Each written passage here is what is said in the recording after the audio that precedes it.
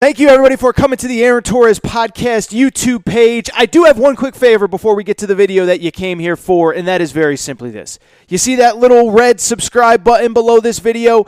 Go ahead, smash that subscribe button. It really does help me. It really does help this channel grow and my audience grow. So go ahead and hit that red subscribe button. And now, here is the video that you came here for. We know what the story coming out of the weekend was. Gonzaga UCLA. In my opinion, look, this wasn't just a great college basketball game. This wasn't just a great NCAA tournament game. This was one of the all-time classic great games that I have ever seen in college basketball, and I would argue one of the great games that I have ever seen in any sport ever. I'm not going to come here and say it's the definitive greatest game I've ever seen. It's the definitive best college basketball game that I've ever seen. The definitive best college basketball game ever. I know there's people that want to debate this versus Duke, Kentucky in '92, this versus Villanova, North Carolina. I'm not going to do that. I did find it interesting, by the way. Jay Billis says that he was in touch with Bill Raftery, who was in touch with Vern Lundquist. Vern Lundquist called the '92 Duke, Kentucky game and said this was the greatest game that he's ever seen. I'm not here to do that. That's a conversation for another day. All I will tell you is that this is an all-time classic. And to me, when I look back on this game, more than the Jalen Suggs shot, more than Johnny Juzang, we're going to get into all that in a minute. But to me, that is the single biggest takeaway. This was a great game. And the funny thing is that sometimes, and we all do this, right? We overuse the term great and historic and unbelievable and unforgettable. And there are a lot of games that have a great finish or a great ending or a buzzer beater or a last-second field goal. It doesn't mean that it was a great game, though. This was a great game from start to finish. Two teams playing at an insanely high level. UCLA playing the game of their lives. Mick Cronin putting together the game plan of his life. UCLA executing it perfectly. Gonzaga taking every single blow that UCLA had. And Gonzaga, of course, winning at the buzzer. And by the way, that's not just my opinion. It's kind of facts, right? Gonzaga finishes the game shooting 57% from the field. UCLA 56% from the field for UCLA. This is maybe my favorite single stat of the game. UCLA did not have a single player step on the floor that shot below 50% from the game. Everybody on UCLA shot 50% or better for the game, and UCLA still lost. That is how great this game was. On top of that, nobody had a lead by more than 7 points. I believe if I saw the stat correctly, it was a 1 or 2 possession game. So in other words, no more than 4, 5, 6 points for 43 out of 45 minutes, which just tells you how incredible this game was.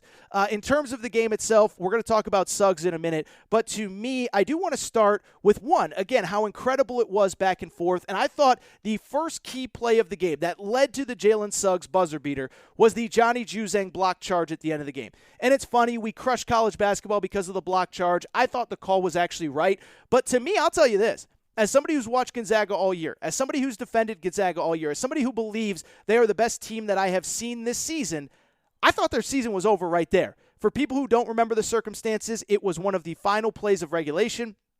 The game was tied at 81-81. Johnny Juzang, who I don't even think it's debatable, has been the best player in the NCAA tournament. He drives in, tied at 81, bum rushes into Drew Timme, and it could have gone either way. It was called a charge. It goes the other way. I will say this. I did think it was both the right call, but I was also happy that UCLA was below the free throw limit so that it did not lead to Gonzaga foul shots. That did not decide the game, but I thought it was the right call. But to me, that was the first defining play of that game, that Johnny Juzang block charge call, because if you remember, it was 81-81, and if that's called a charge, Johnny Juzang is going to the foul line in a tie game with a chance to make it a 1 or 2 point game with under a second to go. Just like that, Gonzaga's season, undefeated, is basically over, and we have for our,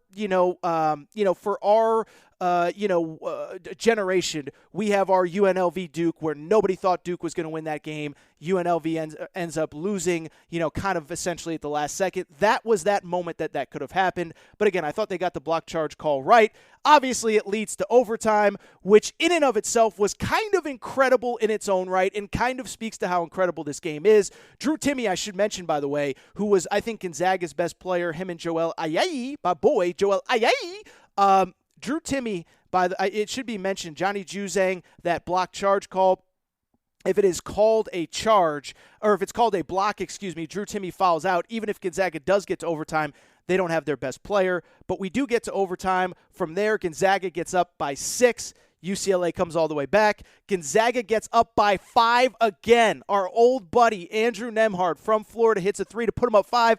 And UCLA comes all the way back. Johnny Juzang, again, just in an incredible performance, an incredibly historic NCAA tournament for him, which I believe is going to make him millions of dollars in the NBA next year. Yes, I believe we just saw his last college game.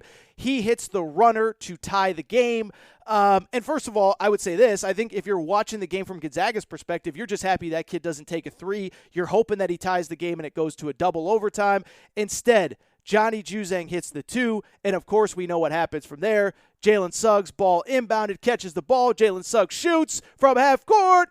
It's good! It's good! Did I do my Jim Nantz impression well there? I don't know if I did or not, but I'll just say this, an iconic moment, an incredible moment, and shout out to Jalen Suggs for giving us just an all-time classic. This is a moment, this is a game that I am telling you, I said it a minute ago. As long as we watch college basketball, as long as we talk college basketball, as long as there's an NCAA tournament, that Jalen Suggs shot will live on in infamy forever. And Gonzaga wins. And Gonzaga survives one of the most incredible games that we have ever seen. On top of everything else, a few other thoughts about the game itself. First of all, I truly believe that if that Jalen Suggs shot does not go in, I think UCLA wins. Now, I know it's easy to say that. It is worth noting, again, that UCLA could have won it in regulation had that block charge call gone their way. Instead, it's a charge. Gonzaga gets the ball back. It goes to overtime. But I believe that if that shot rims out, I believe UCLA wins the game for this reason. No matter what Gonzaga did on Saturday, they could not put UCLA away. They were up by 7 in regulation. They were up by, 6 in overtime to start things off. Then they're up by 5 with a minute to go, and UCLA comes all the way back to tie it, and what we thought was force a second overtime. If UCLA hits that shot, I think Gonzaga, if Gonzaga does not hit that shot, I think Gonzaga goes to the bench deflated like, man, we can't put these guys away. Instead, the shot goes in. Gonzaga advances to the championship game. Couple thoughts on top of it. First of all, look, I know that it is easy to sit there and Monday morning quarterback late Saturday night, early Sunday night. I am so proud of most of you for not going like nuclear on Twitter and, oh my God, UCLA messed up. Why did they do this? Why? Listen, it was Johnny Juzang ties the game with about 3.5 seconds left. And the one thing you don't want to do is get beat the other way on defense. The one thing that UCLA did an incredible job of all night long was getting back. The one thing that Gonzaga does so well, it's funny, right? I've talked about this on this podcast a million times, but everybody thinks Gonzaga is this incredible three-point shooting team because of the spacing, the ball movement, whatever. They're actually great around the rim.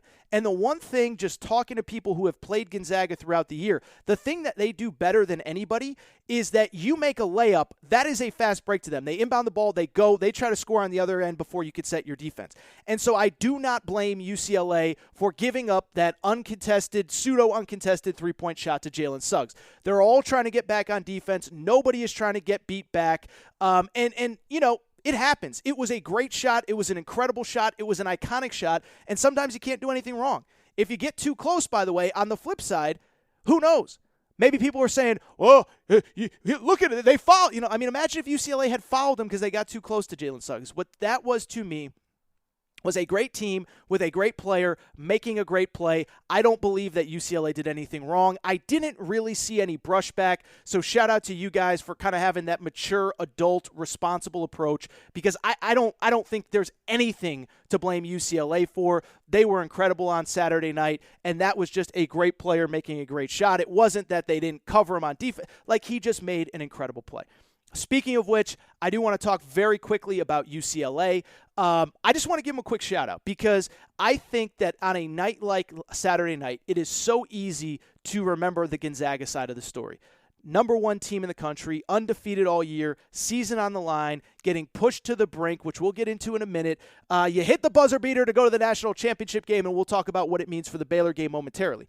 What I do not think we should dismiss was how great UCLA was in this game and how great UCLA was in this tournament. This is the fact. Gonzaga is now 31-0. Before they played UCLA, they were 30-0. And I can tell you definitively, there are 30 teams that all thought they had the game plan to slow down, stop, and beat Gonzaga. I know the guys at USC. I know some people kind of around that program. They truly believed they had the blueprint to beat Gonzaga, or at the very least keep it close, keep it competitive, make Gonzaga sweat. It was a blowout. They were down by 19 at half. They lose by 19. Creighton. I know some people around that program. I am telling you, Creighton believed they had the blueprint in the Sweet 16 to keep things close. They did not. Obviously, we know what happened from there. Gonzaga blows them out in the Sweet 16. Same with Oklahoma in the round of 32. Same with Kansas and Iowa and Virginia and West Virginia in the regular season. Everybody thought they had the blueprint to beat Gonzaga. There's only one team that executed it, and it was UC freaking LA. They did everything they needed to do. They defended their you-know-what's off. They got back. They didn't give up easy layups. They completely controlled tempo. I thought Jeff Borzello from ESPN, a friend of mine, brought up a great point about the middle of the game. Even when they had fast break chances, they pulled it out. They slowed it down. So it is a credit to Mick Cronin, and it is a credit to his players for perfectly executing a perfectly well put together game plan. It was one of the great game plans that I have ever seen. I think it changes the narrative of Mick Cronin forever. You know, he was always just this short, angry guy that always got knocked out of the tournament early. Well, as it turns out, and I said it on Tuesday's show following the Final 8 win against Michigan, maybe that guy was a great coach. And maybe the fact that he got Cincinnati to 9 straight NCAA tournaments shows you how incredible he was, especially since the program has basically completely fallen apart since he left. The new coach is on administrative leave. It's a disaster over there. It shows you how incredible what Mick Cronin did. On the flip side, let's give a little bit of credit to Gonzaga. All year long, everybody wanted to ask, what happens if they're in a close game? What happens if it's down to the last possession? How will they handle it? How will they do this? How will they do that? It wasn't perfect, but that team shot 57% from the field. They did everything they could on defense, and UCLA just made insane shot after insane shot after insane shot. Gonzaga got every single punch from a great team on a night where it felt like they couldn't win, that UCLA could not lose, and they still found a way to win. To me, one, it answers that question, what was going to happen in a close game. Credit to them. We'll see if it matters with Baylor. They still got one more game to win before they're national champions.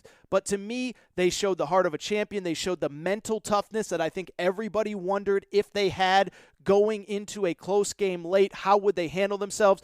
They made play after play after play after play after play. UCLA did as well. So we got to give credit to UCLA. We got to give credit to Gonzaga. I hope we are past the Gonzaga's overrated. Gonzaga, yes, they have to win a national championship to quiet all the doubters, but this is an incredible program with an incredible a group of players, incredibly talented. They've been fun to watch. We'll get to the Baylor game momentarily. And finally, what I would just say is, guys, whatever happens on Monday night, I hope you enjoyed that one. It was an all-timer. Again, I'm too young to have watched Leitner versus Kentucky live. I certainly wasn't even born Villanova, Georgetown. I don't really remember the UNLV Duke games. I was courtside at the Villanova, North Carolina National Championship game. I'm not here to debate. If you think one game was better than this or 5, I don't really care. What I'm saying is that was an all-time classic. That was a moment that we as college basketball fans get to cherish forever. I hope you guys enjoyed it, and I hope we get something resembling that on Monday night when Baylor plays Gonzaga.